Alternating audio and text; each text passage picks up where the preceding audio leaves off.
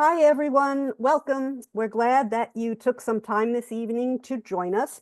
I'm Alyssa DeFilippo, Program Manager of Parents Helping Parents, Connection California. Connections California is our online, statewide resource and information hub for transition to adulthood and adult services. So if you want to know what's next for future planning and the role of siblings, you've come to the right place. Our presenters this evening are from the California Sibling Leadership Network, which is the official state chapter of the nationwide Sibling Leadership Network. Their mission is to build a network of information, support, and advocacy resources, and to empower Sibs, as we like to call them, to thrive throughout all stages of life. Now, I know that they will be sharing a bit about themselves and their journeys, but suffice to say that Julie Neward from San Diego, board president and co-founder of CA Sibs, I'm not sure what they call it, but I'll say CA Sibs, is, and this is a quote, incredibly passionate about making sure that Sibs are supported and do not have to feel alone. And Liza Stack from the Central Valley, who's the board treasurer, says that through CA Sibs, I have a better understanding of myself and have connected with other siblings in ways I have not expected. So please give a warm Connections California to Julie and Liza. Thanks for coming, and thank you, Julie and Liza, for being here. And of course, thank you, Beatrice. Thank you. Thank you so much. Let me share my screen. Okay, can you see it? Yeah, okay, go for it, Julie. So the future is now. And again, we're speaking today to you about understanding what's next, future planning and the role of siblings. And again, I'm Julie Payne Neward, originally from the San Francisco Bay Area, now down here in sunny San Diego. And I'm Liza Stack. I'm in Fresno, California, so in the Central Valley. And we'd like to introduce you to our organization, the Sibling Leadership Network. Sorry, it wasn't moving. There, go. There we go. So again, as shared, the California Sibling Leadership Network is the official state chapter of California under the umbrella of the Sibling Leadership Network. And right now, the Sibling Leadership Network, and I counted last night, has 28 state chapters. And our organization is dedicated to siblings of individuals with disabilities. And again, to share, our mission is to build a network of information, support, and advocacy resources, and to empower Sibs to thrive throughout all stages in life. We really want to build a space for Sibs to participate, share their perspective, and really validate their experience in the advocacy world. So what's a Sib? We say Sibs as a special name to identify the siblings, again, of people with disabilities. Sibs are sisters, brothers. They can be in-laws. I know a few, significant others, cousins, foster siblings, etc. And Sibs supporters here are really the parents, the friends, extended family, service providers, and the greater community. Oftentimes there are people who do not completely identify as a sibling, but they may share a common experience. So we'd like to also say, welcome, you are also a Sib. Our vision.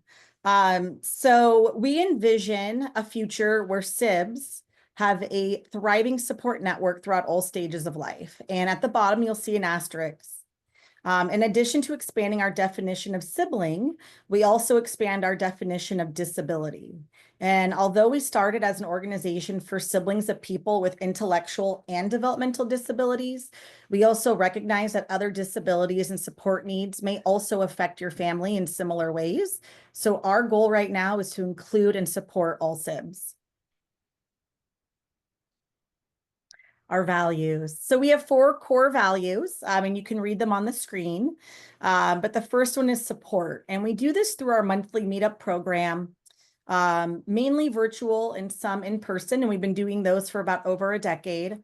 Advocacy. We're proud that there is a National Siblings Day, typically in April every year. And we've been honored with a proclamation and letter of support of that day. And we also have a biannual National Sibling Day event. And a couple years ago, we did an event called Sibs in Media, where we had various siblings who are a journalist in social media, in plays, a journalist who spoke to us about their experience. Another core value of ours is what we call the OSK, politely called the O, and there's an expletive, kit. And so the OSK is a document that we have been working diligently on, along with our newly formed advisory council. And this document is going to be a technical guide for siblings on how to understand the systems in California and navigate them, but not just navigate. We're also collecting stories from siblings that we're going to be placing in the document. And that's currently underway, and we will let you know when that is ready for all to view on our website. And then we also really want to empower siblings. And so we are part of a startup program called Sib Thrive, which is now under the umbrella of the National Sibling Leadership Network. And we have a life coach who has a 6-week cohort where we meet weekly for about an hour and a half, touching upon various topics. And you can learn more about that on the Sibling Leadership Network's website. And so my story. So yeah, I'm in front of you today because I'm a Sib. As you can see here, there's a couple pictures. You'll see 4 children on your left. And so I am the oldest of 4 children spanning about 8 years. We all grew up in the San Francisco Bay Area. And then the second child, my sister Natalie Rose, you can see her in the Christmas picture. I believe she's on the far left if you're looking. She was born what you would say typical, without a disability, and she had some sort of injury where she fell into a coma, which left her, unfortunately, brain damaged with high support needs. And so she was about 27 months of age when that happened. And so for most of my life, I feel like I've been toggling between the typical world and the disability advocacy world as her sister. We also share a brother, Philip. He lives in Los Angeles right now, married with 2 kids. Unfortunately, he is a victim of the Eaton fires, so our family's rallying around him right now. But he lives in LA. And then also I have a little sister, and you'll see her on my lap in that young photo. Her name's Patricia. And currently within our family, we have Natalie in the California Self-Determination Program. And we have the honor of hiring my little sister, Patricia, to be Natalie's direct support care worker, which has been such a blessing for our family. Unfortunately, Natalie is a Me Too survivor, and that's not the focus of today, but I'm just sharing that to let you know that our family has rallied around caregiving around Natalie in many, many ways. And then there's a beautiful picture there of me on my wedding day with Natalie, who is one of my maid of honors. And so currently our family, my parents are almost 76 and 80 years old, and I believe we are in the throes of future planning. And this is a really exciting presentation to share with you today because through my personal experience, I just want to share, I value planning so much and future planning as well. And have had several discussions within our family on that topic. And thank you. And I'll turn it over to Liza. Thank you, Julie.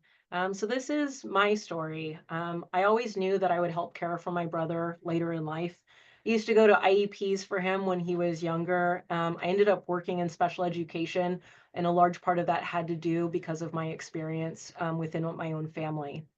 My family talked about transition. There was an understanding, but we never talked about the details. And it wasn't until both my mom and my stepdad passed separately that I realized how little I really knew about our plan going forward and how badly I wished we had planned together openly. And that's why this topic is such an important message for me to share tonight. So Julie's where her parents are aging and she's trying to do this planning with them. Our parents passed earlier than we expected, and all of this landed on our laps. So at the top of the picture there, it's my brother doing some of the things that he likes to do. In the middle 3 pictures here on the left is my brother with my mom before she passed. And then the middle picture is my brother with my sister and my stepdad. that passed. And then on this picture on the right is my brother with my oldest sister that also passed earlier than expected. Down here on the bottom is me, my brother, and our other sister. And so we're trying to put life together as we now know it, and have been putting the pieces together over the last couple of years, which meant having to figure out where my brother was going to live because he was no longer allowed to live at the house where he was. Figuring out the finances to care for my brother because everything we thought was financially secured for him fell apart. And so for me, I'm in the picking up the pieces and trying to make sense of everything now that it's in front of me. So thank you so much. So why start planning for the future now? It's natural for parents to worry about their child's future, especially if their child has a disability. In many families with a disability, the siblings become the de facto caregivers, but this transition is rarely discussed in depth. Future planning happens fast. Before you realize it, you're making decisions about how to support your child that is now becoming an adult. Future planning sometimes happens unexpectedly, as it did in my family. You thought you had more time, but you didn't. And now you're trying to figure out what to do with these changes. Future planning can take time. You may need to get on a wait list for your child with a disability to get in certain programs or access certain services. You want your child to have a strong support system, which requires establishing roots and building relationships, and all of those things take time. So the future is uncertain, but planning helps. So wherever you are in your journey, we just encourage you to start now. So let's talk about the elephant in the room. Although many families are not discussing it, parents and siblings are often thinking and worrying about the future. Research shows that future planning can bring the whole family together, leading to better outcomes, such as increased self-determination, so helping your loved one with a disability get the information and support they need to live the life that they want. It decreases caregiver burden. When families plan together for the future, parents often feel less worried about their caregiving role, and they often feel less worried about their other children as well. Increased number and quality of plans made. So it leads to better preparation and more specific plans about housing, trusts, finances, and overall a broader vision. So research shows that often families do not plan for the future, or they have different impressions about the completeness of those discussions. So we have evidence that including siblings can lead to really great outcomes, and yet we still aren't seeing that in action. So we want to show some common barriers to planning. Many families avoid conversations about the future because they're hard. Sometimes parents assume siblings will just take over and step in without having to even ask them.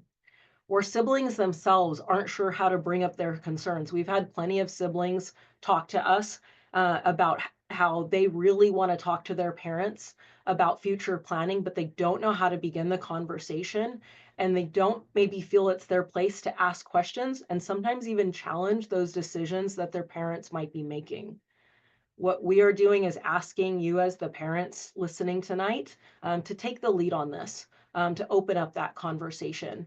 These barriers must be addressed with honesty and empathy if all family members are going to feel confident going forward. So a number of barriers that may prevent future planning includes discomfort around future care decisions. It's hard to face our own mortality, right? So parents and older family members, they need to be thinking about what happens when I'm gone. And that's scary. That's anxiety provoking, right? That's a lot that we often don't even want to face in our own lives, much less when we're trying to plan for other family members. It can also lead to conflict. So people may avoid conversations altogether to keep the peace in their family. There might be assumptions that siblings just know what to do. Many of the parents that we've talked to don't know where to start, don't know where to get the information, but they might assume that when they no longer in that are in that caregiving role and their other children are, that somehow they're going to know what to do, right? Without having that conversation with them. Or they're just going to hope that they figure it out the way that they've been trying to figure it out. There's lack of communication between parents, professionals, and siblings. And maybe it's lack of communication, and sometimes it's just poor communication. So you are trying to talk about it, but you really don't know how to do that. So I'm also talking to the professionals that are in this room listening tonight. If you work with families with disability, please take an active role to talk to them. Make sure they feel supported. Make sure that they're thinking about those things in the conversations that they have with you. And then overwhelming responsibilities without support, right? So families may think that if they don't have the financial resources, then there may be no point in planning. Or perhaps they're just overwhelmed with daily living. And so they can't even imagine what the future is going to look like 10 years, 20 years from now, right? So there's no easy way to break through these barriers, but being aware of them and even naming them within your family can really help. Sometimes just saying, I don't know how to start this conversation. I don't know how to talk about this, gives space for everybody to just kind of breathe and then, come together as a family. So we can't just keep avoiding the conversations. Eventually, the future catches up with us. So without proactive family conversations, all of these things listed here happened to me and my sister when our stepdad died, and we realized nothing was turning out like we imagined. We were trying to grieve while also trying to make sense of everything coming at us so fast and just feeling incredibly lost. We were unprepared, we were stressed, we were confused about vital knowledge that can be lost. I didn't even know what bank accounts my brother had, how to connect his SSDI so that I could step in and support him with that. Facing legal or financial complications. That happened to us. We thought everything was in the trust and in the will and everything was good. And we found out that there were cracks in it that allowed everything that we thought was going to be the finances to take care of him through his life went to the new wife of my stepdad. And so that was devastating. And then the emotional risks that can emerge creates a lot of conflict in the family as you're trying to work through those things. So with proactive family conversations, everyone shares a clear understanding of roles. It's out in the open, you're able to talk about it, there's less confusion. The decisions align with the disabled person's values and needs. So it's not just the family talking around the child with a disability, it's including them in the story as well, right? And the family builds resilience and unity over time. So the best plan is one that grows and changes as the family does. It's built incrementally over time and not something that has to happen all at once. So everybody can just take a breath for a second and know it doesn't all have to happen today. But the earlier you start, the more comfortable it is as you move into the future. And then creating and communicating a long-term vision. So these are some efforts you can take to establish the foundation of a long-term vision in your family. Number one is family meetings, regular discussions about the future. Some families schedule these routinely. They might do them monthly or quarterly or annually. They might alternate who is leading that meeting so different voices and perspectives have a chance to kind of shine and take up some space in the room. Documentation and continuity. So making sure your family is establishing a system for tracking records and keeping plans updated and accessible, and that everybody that is in your family or a friend that is part of this support team knows where to access that information. Where are the passwords? What are the codes? What do you need to get to be able to access the information? Contingency planning. So we encourage you to be as flexible as you can in planning for the future for emergencies, illnesses, or any changing life circumstances. You don't want to build something that's so rigid that if something happens and you need to pivot, you fall apart again. So you want to be thinking of what are some backup plans and build those into it. And then exploring roles. So clarify with the siblings what they might be comfortable doing. Not all siblings want to be legal guardians or caretakers or take an active role with their sibling with a disability. So lead with questions and make sure that you're having that conversation together. Okay, Julie? Thanks, Liza. So why involve siblings in future planning? And I'm going to share a quote by the godfather of the sibling movement, Mr. Don Meyer, fabulous man. If you want to assure the long-term positive outcome for a family member with a disability, invest in their brothers and sisters. And let's just sit with that for a second, because we want to invest in the long-term outcome, yet, however, siblings are rarely involved.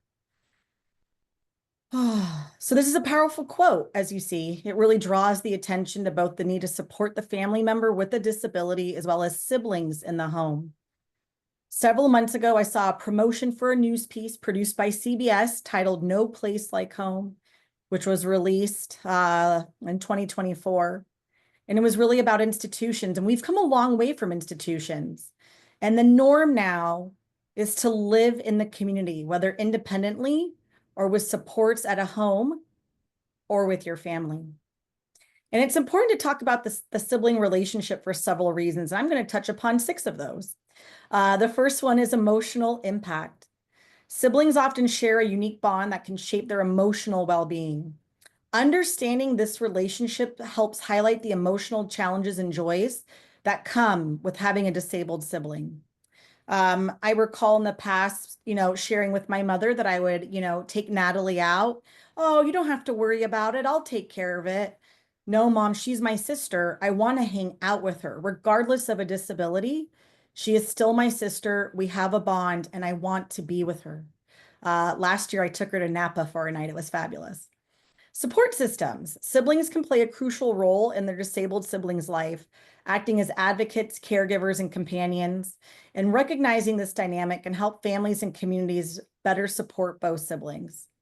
I paint my sister's nails and give her little pedicures and manicures at home back in the day when I lived there. Again, deinstitutionalization awareness, and this is huge. So the movement really emphasizes the importance of integrating individuals with disabilities into society. And discussing sibling relationships can illustrate the need for community-based supports and the benefits of family involvement. Halfway there, guys. Identity and advocacy. Siblings often become advocates. You're in front of, there's 2 of us here today, for their disabled siblings. And these experiences can inform policies and practices that promote inclusion and accessibility. Social perceptions. Open discussions can challenge stereotypes and misconceptions about disability, fostering greater understanding and acceptance in society, which is still an uphill battle.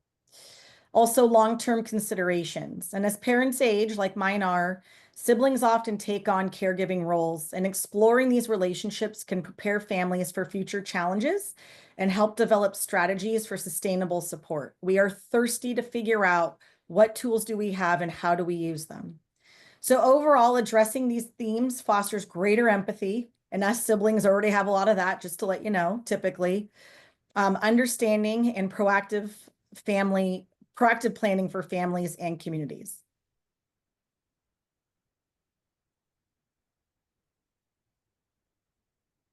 Okay. So I want to share with you 4 points, important points. SIB experiences parallel parent experiences. We share concerns across the lifespan, and no greater person has impact on a SIB than a sibling. And SIBs spend most time with their brother and sister. And again, I really want to highlight the fact that for us siblings compared to our peers, our experience, similar to our parents, really does stretch across the lifespan. And again, it's not the same for a family who doesn't have a loved one with a disability, without a disability.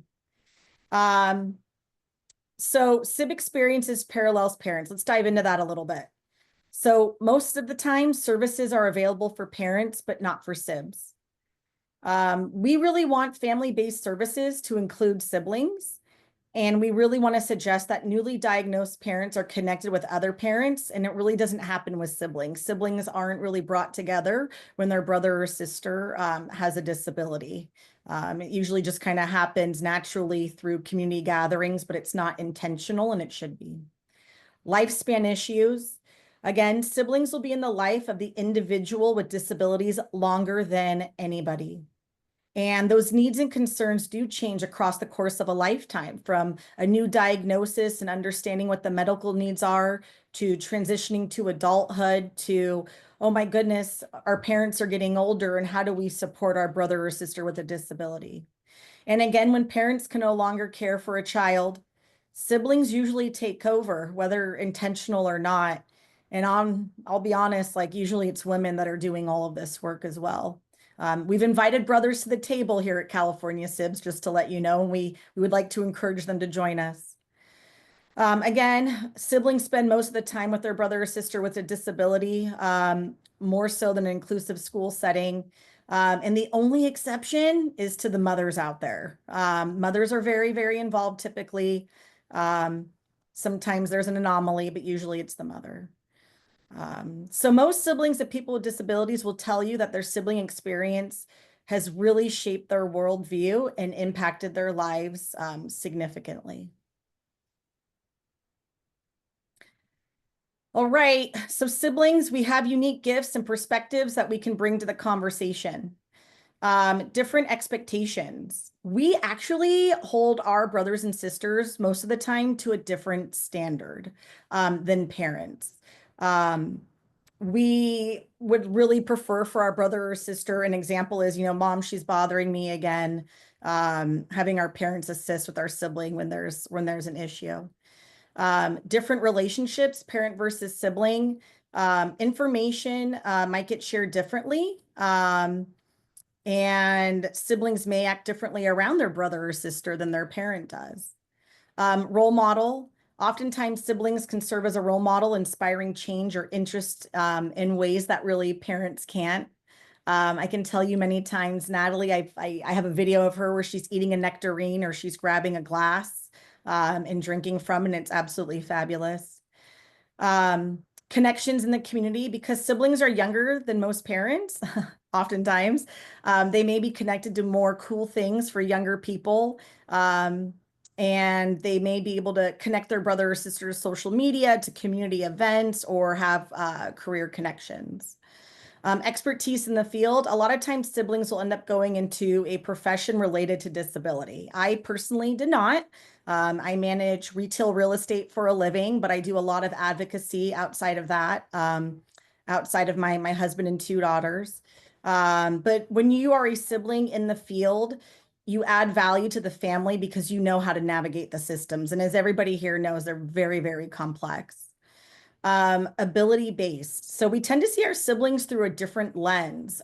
For example, my mom will brush Natalie's teeth and I will come in and say, Natalie, let's help you brush your teeth. Liza and I also have a advisory board member in California Sibs who her mother would shave her brother and she would say, no, my brother can do that by himself. And I think really what we're looking for as siblings is that our brothers and sisters are as independent as possible and are given the tools to do what they can within their lives. So there's a sense of pride and a sense of independence. Now, again, my sister Natalie is very, very high support needs. And she's cared for and watched over 24/7, but I know there's things that she can do, little things that she can do on her own. So really, Sibs bring a wealth of experience, knowledge, and creativity, and are an asset to transition planning. So again, with deinstitutionalization, there is a pending wave of Sibs as caregivers or care coordinators. And I'll allow you to read what's on the screen right now. But Sibs can be directly impacted by decision-making, but are not always included in the process. And again, it disproportionately affects female siblings. And there's time required for caregiving that really may influence life choices. And Sibs may find themselves caring for parents and siblings and their own children at the same time. And personally, that's something that I think about quite often in our family. So let's talk about some stats. There's an aging population of parents. 40% of parents spend over 80 hours per week in caregiving, largely unpaid. And the trend is for parents to stay home. And they most likely have, there's one partner who's working. It's average that there's unreimbursed out-of-pocket expenses at about $6,300 a year. And 60% of Sibs anticipate taking on care, and 19% of siblings expect to live with their brother or sister. And again, the oldest daughter is most likely the one to take on care. So we call ourselves the Club Sandwich Generation, because oftentimes we juggle the caregiving of aging parents, our own children, perhaps a spouse as well, and our brothers and sisters with a disability. But again, we're not included in future planning, and we may not have done any future planning with our families. So only 25 to 50% of families may have concrete plans for future living arrangements, and less than 5% have done all recommended items. 32% have done moderate planning, and 12% have really not done any planning. 78% of parents indicate that they have discussed with the siblings about the future planning, but 64% of Sibs remain unclear about future plans. And this is still my experience with my family, trying to navigate and understand what's going to happen with Natalie. So just look at the trajectory of the blue line and the red line here. And this is the, learning curve and the experience over time. And us siblings have a very, very steep learning curve later in life. And our whole goal here today is to see how we can soften that out. So it's really about the importance of inclusion. Siblings deserve to be at the table, and their perspective can help shape realistic, sustainable care plans. And early involvement reduces crisis-driven decisions later on, which a lot of support workers at the regional center have shared with me that a lot of siblings do get involved in a crisis. And it really impacts not just the family, but the professionals around them. Many Sibs, again, plan on supporting their sibling into adulthood, and will really make important decisions regarding their schooling, career, and even life partners based on the needs of the sibling they may be supporting. And it's important to recognize the impact decisions being made may affect them and should be a part of that conversation.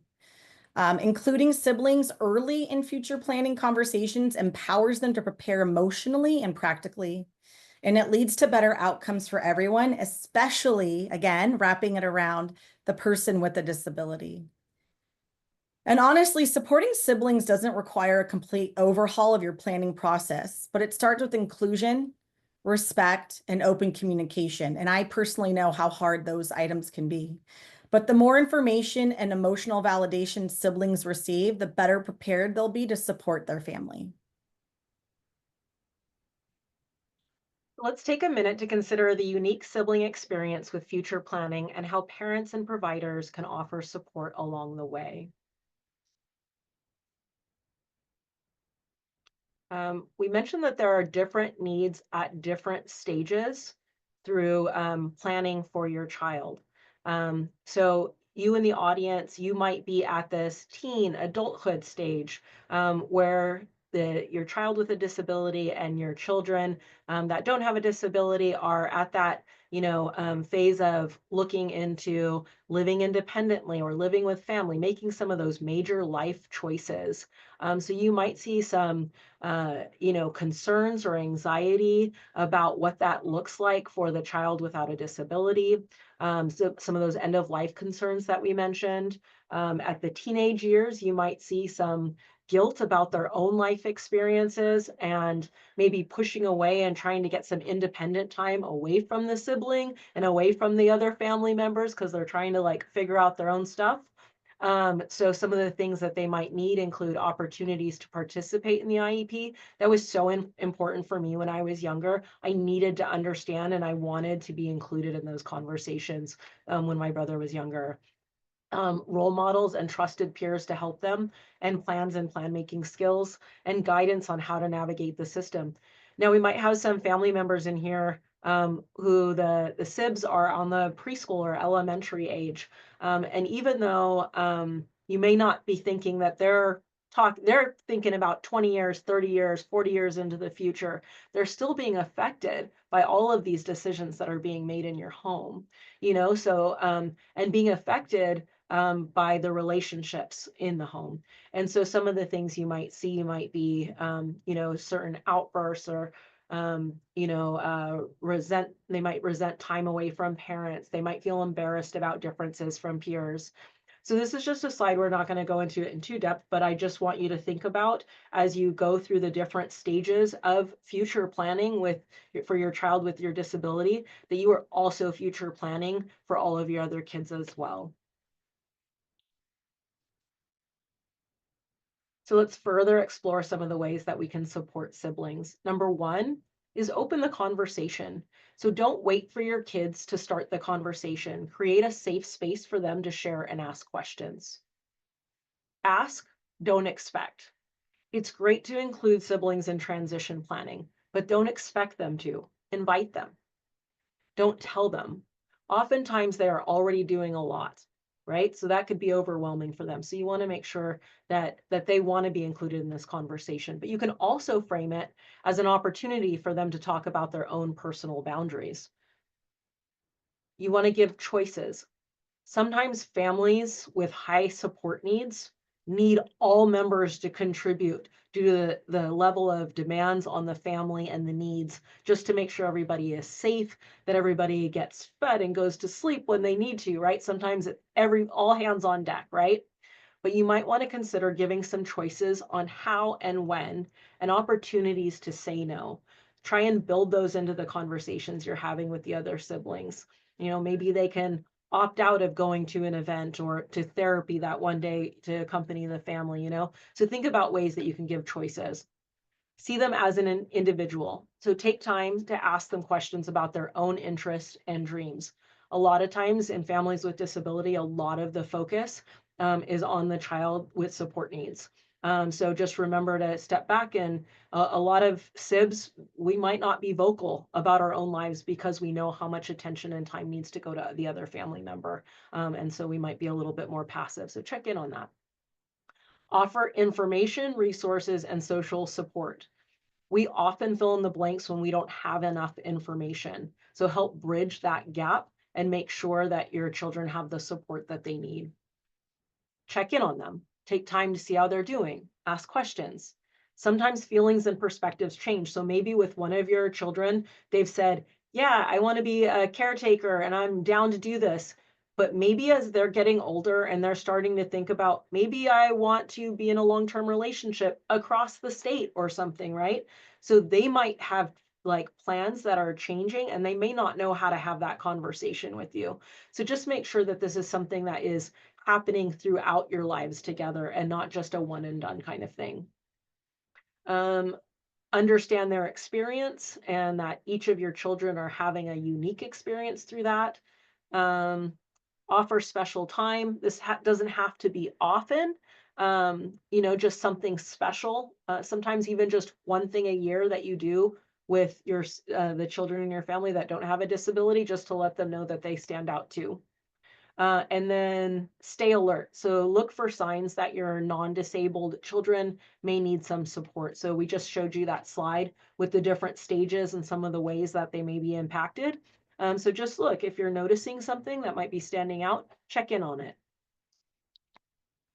So some activities to build understanding and dialogue. It's important to start early, but be age appropriate.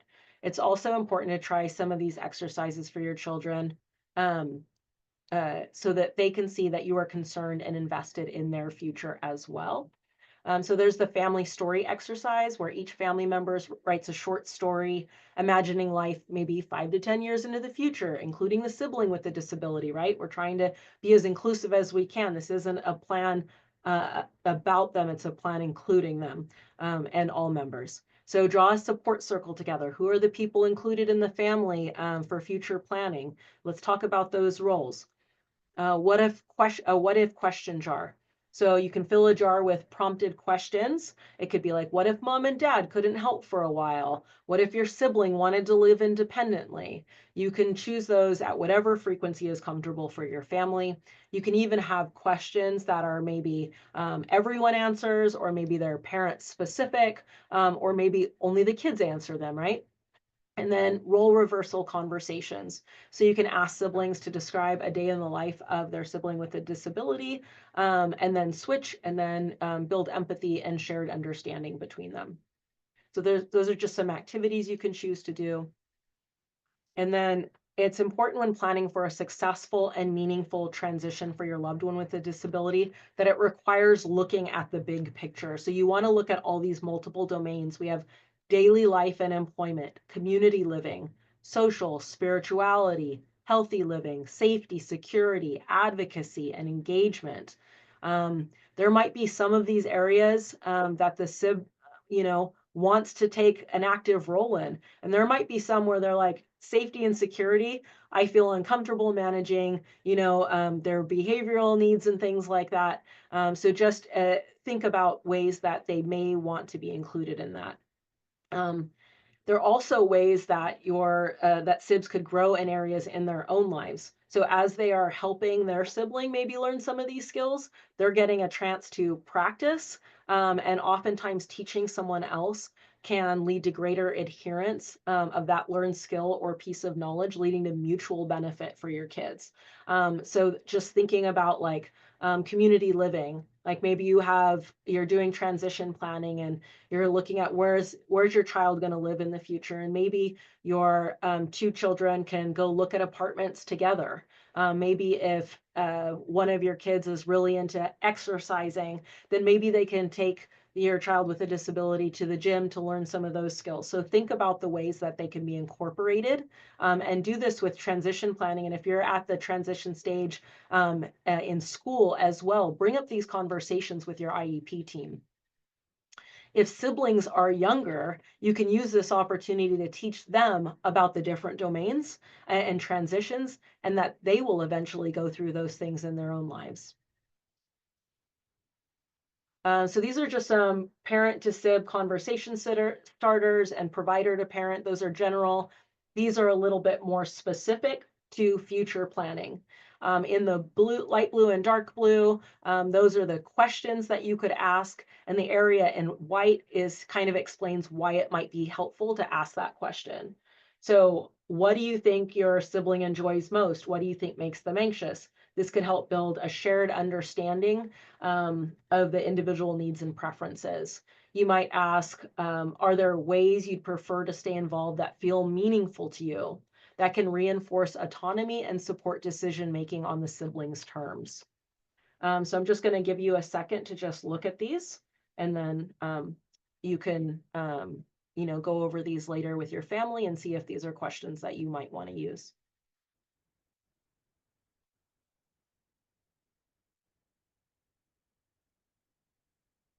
So next we have resources and tools for future planning.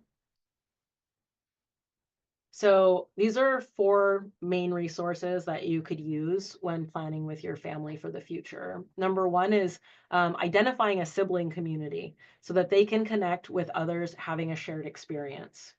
We're going to talk about future planning tools, which provide structure to conversations and take the pressure off you leading and guiding that discussion. Person-centered planning that keeps the family focused on outcomes that lead to a life the person with a disability wants. And mediated meetings. We talked about how some of these conversations can be really difficult, especially if family members aren't in agreement with what the future should look like. So it might be helpful to bring an outside professional to help explore those topics. This next slide, Julie's going to take because she's so passionate about it. Go for it, Julie. All right. Well, a lot of information today, but what do we do? How do we connect? So again, I'll hurry this along, but back in 2012, I learned that my sister was a Me Too survivor. And again, I want to emphasize my sister has very, very high support needs. with respect to her, she wears adult diapers. She takes medication for epilepsy. She can never be left alone. She communicates through her behavior. She doesn't open doors. And so I felt very alone. And it hit me that one day I'll be taking care of her. And so I'm one of the co-founders of the California chapter of the Sibling Leadership Network. And I was desperate and thirsty for support. And so I'm here in front of you today, along with Liza, because we've worked so hard over these past, I would say 11 years on building this community, and it's inch by inch. And so what do we offer today? Again, we offer meetups, virtual and in person for Sibs. I'm married now with 2 children. And so we have a great board. You know, people have careers and some of us have caregiving responsibilities, but we do our best to connect and get together in person. There are Sib shops out there, and these are great, wonderful groups for younger Sibs to get together.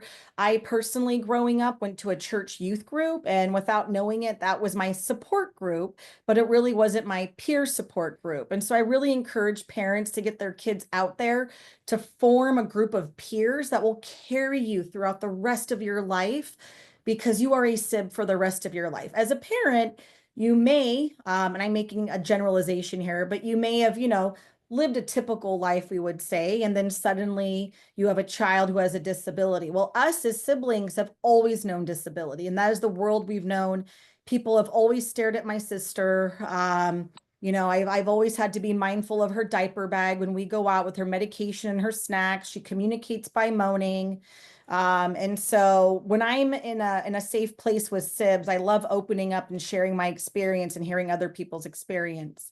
And again, we're here to help support Sibs in regards to the future. And again, we have what's called the OSK, which is the O bleep kit. And again, it's a technical guide because a lot of parents don't transfer information over, or stories are not shared about, going to Social Security or learning about IHSS. And so we've created a technical guide that we hope to share with Sibs later this year. Thank you, Julie. Yeah. Okay, so I mentioned person-centered thinking. So there's different tools and practices that you can use that focus on the individual with disabilities, but you could also use a lot of these strategies for your siblings, the siblings in the home without disabilities, to help plan for their future as well. It's really about living a life that they choose for themselves. I just wanted to highlight this really quickly. So my local regional center does these person-centered thinking classes. It's hyperlinked in the presentation. They have some coming up in July and September. If you're not a CVRC parent, there is a cost for it. I don't know if you have anything being offered through your local regional center. I attended these classes when they were in person, but now they're virtual. And just a lot of really cool strategies like sorting important 2, important 4, 4+1 questions, learning logs, sorting what's not working and what is working. So anyways, just wanted to share that as a possible resource. There's a couple of different person-centered models that you could use, like here's 2 here, the maps and the path, and you might use them for different reasons.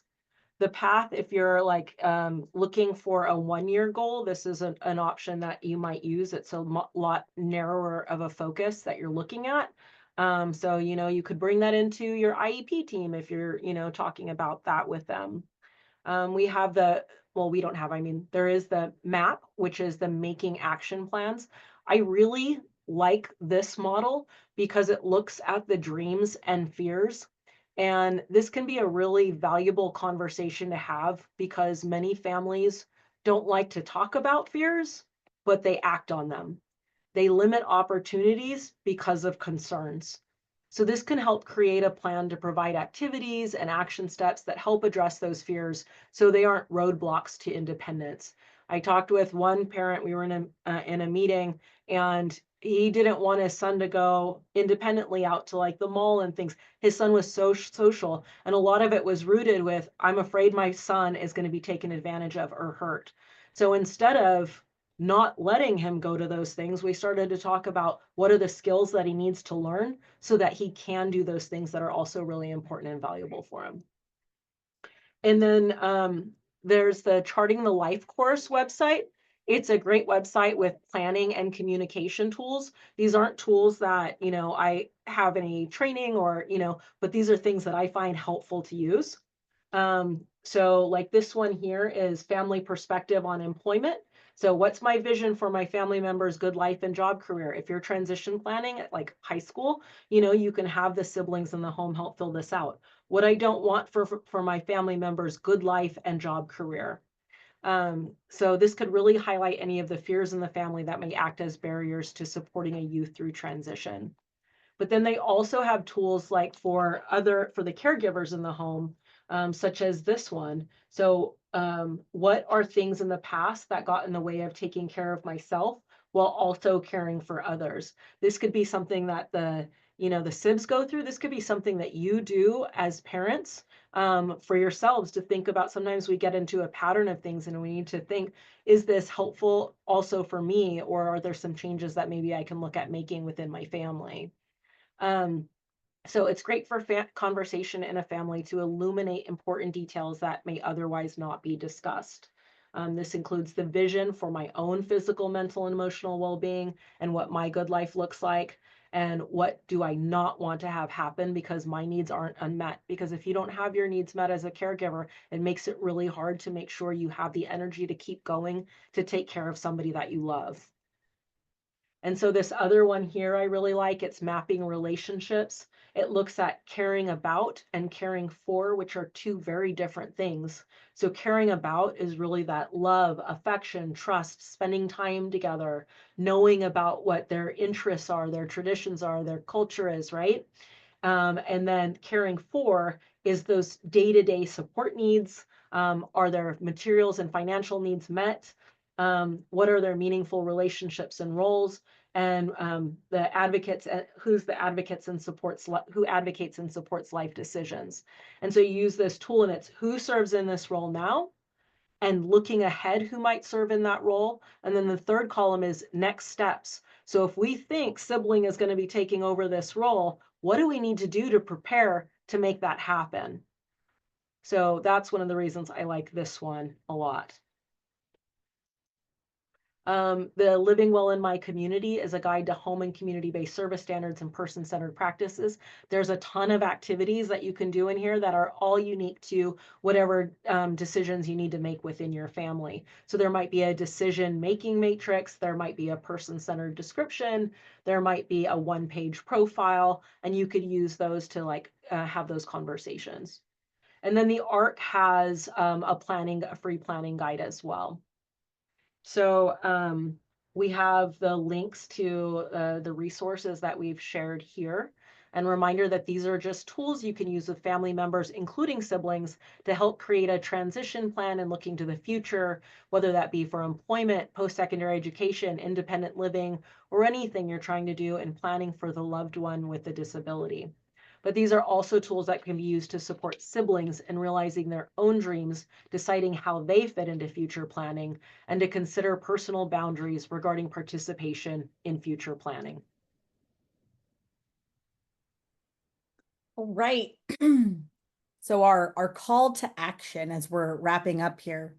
Siblings have very valuable information to offer in transition planning. We know our siblings probably better than anyone else, other than our mothers. And most siblings are interested in participating in the process. And most siblings also stand to benefit in their own lives when they are included so they can plan their life. Planning together as a family, again, leads to better outcomes, stronger support systems, and really empowers everyone as they transition together. And if there's one key takeaway from today, it's this: don't wait, involve siblings now. Create a plan together, and remember, the journey isn't meant to be walked alone. We hope you found this information helpful, and we wish you well in the future. And again, here's our contact information and some resources. We'd be happy to answer any questions. Yes, and we have questions, and thank you so much for that very informative and moving presentation. And that was just also jam-packed with resources. And I love me a presentation jam-packed with resources.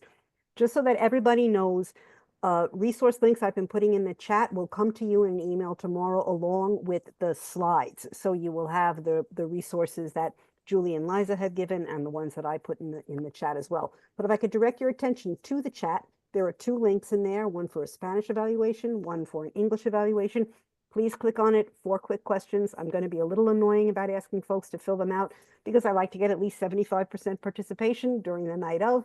So I'll be returning to them. So please fill them out. You're getting lots of love in the chat, by the way. Okay, let's start off the questions by just asking, do you as siblings discuss future care of your disabled sibling within your personal partner relationships? Julie, you want to take that? Sure. Oh boy. Um, Is that a tough one? I recall telling my husband when we got, engaged back in 2011 that, I have a sister with disabilities and she's kind of part of the package. It's hard. I mean, I'm not going to lie, like it's really, really hard. My husband, grew up with a brother who's very typical, and my family is very needy.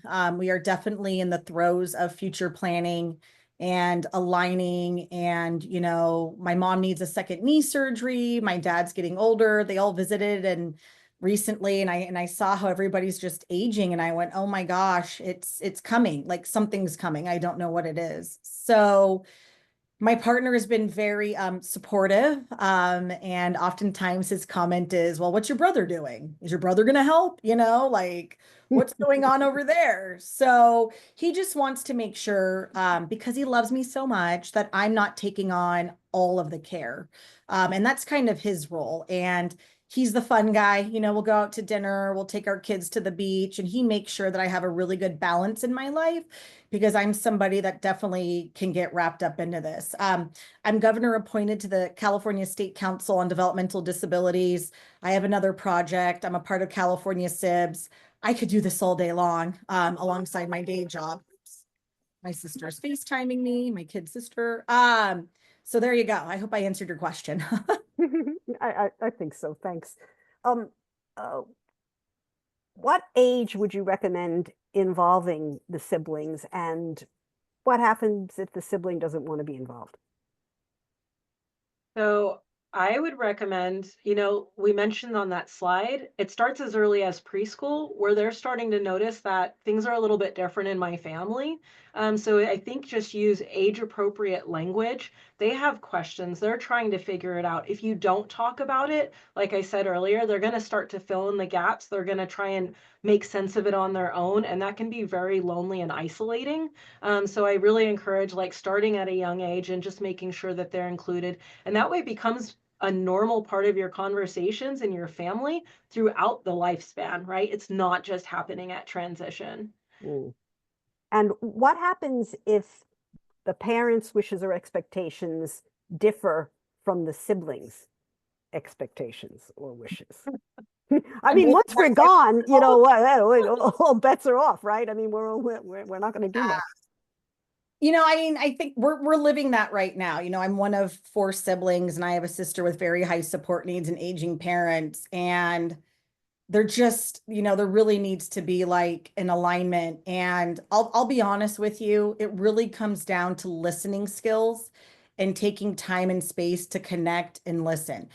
At the end of the day, it may differ. It really may differ. And I really honestly think it's up to the parent to understand, what are the wishes of my typical son or daughter, and what can we provide outside of them, or what can we do to support them if we say, hey, listen, maybe you don't want to do hands-on caregiving, but maybe you can be a care manager, right? Like there's a role for you. What role would you be interested in if you want to take on a role? And there's different roles, like I said. I mean, for my sister Natalie, my youngest sister Patricia takes care of her now, and I think everybody's kind of hopeful that Patricia will keep doing it, and she loves it and she wants to do it. But there's going to come a day when we're going to have to find somebody else, and what does that look like? And that's a discussion for my brother, sister, and I to have, to be honest, not for my parents. But, Yeah. but we do also want to make sure like siblings can just completely opt out, and that's okay. You Mhm. can just be a sibling and not have to take on any of that caregiver role, and they shouldn't have any guilt about doing that. Right. Uh, Somebody was commenting on that they felt this presentation was talking about folks that didn't have a lot of high needs or multiple disabilities, but Natalie seems to have a lot of high support needs by the Yeah. widening of your eyes and everything you've been saying. But Yeah. my point being, is there any place where this parent can maybe reach out to? I'm not even sure if they have other adults who are siblings to their adult with very high support needs. But any other recommendations for this folk who feel that we're not really addressing those the folks with high support needs? Am I making that? Yeah, I mean, Do I you see the question? I oftentimes talk about that in many circles. Like Natalie will not be employed. Natalie, she won't be able to brush her own hair that we know of, So I think there is a space, but I'll be honest with you, I feel like we're the minority in the disability advocacy group, or is when you have a loved one with very high support needs, Mhm. because a lot of services and focus is on people who can have employment and who can be out in the community on their own and who can make decisions. And so I think within the disability advocacy movement, we have to focus on families as well who have a loved one with very high support needs. And again, we're the minority and that needs to come up more often. So I think whoever that is, thank you for that comment, because Yeah. it's important and I'm usually the one saying that. Yeah, and we're trying at Connections California and PHP next semester. We're having some events that are just on housing for people with high support needs. It's pretty tough to do something on employment for people with high support needs because maybe there aren't as many options out there for people with high support needs. And I want to stop saying high support needs. I wish I had some other words to use, but that's all I know. Um, uh, a couple of comments out there about, what do we do if we don't have anybody else? And the sibling is not interested, the in-laws are not interested, aunts and uncles are not interested, don't have enough money for a professional fiduciary, not on SSI yet. And, the regional center is always kind of a backup, but do you have anything to comment on at 7:34? I mean, I did the ARC Future, was it Future Cares program? Caring Futures, yeah. Yeah, and a lot of people were talking about, listen, my child's an only child, or I don't have anybody else. I would say that's a crisis in our community, and that's why we all have to advocate. And I really want to emphasize, siblings are amazing advocates if they're ready, willing, and able to do the advocacy. They need to know how to advocate, because when we advocate now, we are advocating for our future, and we're also advocating for future brothers and sisters and their supports as diagnoses become more prevalent. And we're seeing that happen, especially with autism. There's going to be a huge movement coming up, and it's growing. But more there needs to be more services and supports for the community. I was a part of the governor's master plan on developmental disabilities under the state council, and a lot of people are talking about that, but now we have to walk our talk. So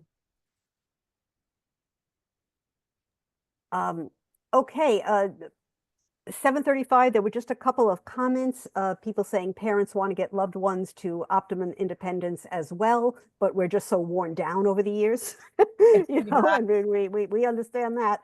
And people are also saying, we think there's a delay on the part of parents in fully including siblings because of a desire to give them as much of a free life as possible. But of course, this steepens their learning curve later on.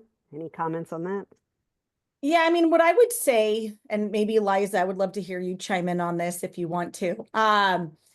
It's just spending time together. I'm almost 45 and I still crave time alone with my mom. And it is I might cry. It's very hard to get that.